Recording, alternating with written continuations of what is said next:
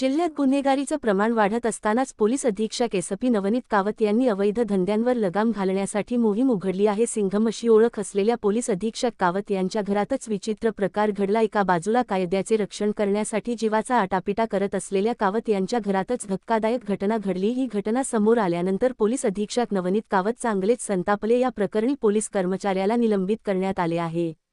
ही घटना रविवारी रात्रीच्या सुमारास घडल्यास माहिती समोर आली आहे। एका वृत्तपत्राने दिलेल्या वृत्तानुसार रविवारी रात्री 9 ते 9:30 दरम्यान एसपी कावत हे त्यांच्या पत्नीसोबत बंगल्याच्या नूतनीकरणाची पाहणी करण्यासाठी गेले होते। त्यावेळी त्यांना एका खोलीचा दरवाजा बंद असल्याचे दिसून आले। त्यांनी दरवाजा ठोठावला, मात्र आतून कोणताही प्रतिसाद न मिळाल्यामुळे संशय वाढला। काही वेळाने दरवाजा उघडण्यात आला आणि त्यावेळी आत गांजाचा तीव्र वास पसरलेला होता। दरवाजा उघडणारा पोलीस शिपाई बाळू बहिरवाळ हा नशेच्या अवस्थेत असल्याचं एसपी कावत यांच्या लक्षात आलं। त्यानंतर त्वरित कारवाई करत एसपी कावत यांनी संबंधित पोलिसाची वैद्यकीय तपासणी करण्याच्या सूचना दिल्या। या वैद्यकीय चाचणीत त्याने गांजाचे सेवन केल्याचे स्पष्ट झाले। या प्रकारानंतर बाळू बहिरवाळ याच्यावर गुन्हा दाखल करण्यात आला असून त्याला सेवेतून तात्काळ निलंबित करण्यात आले आहे।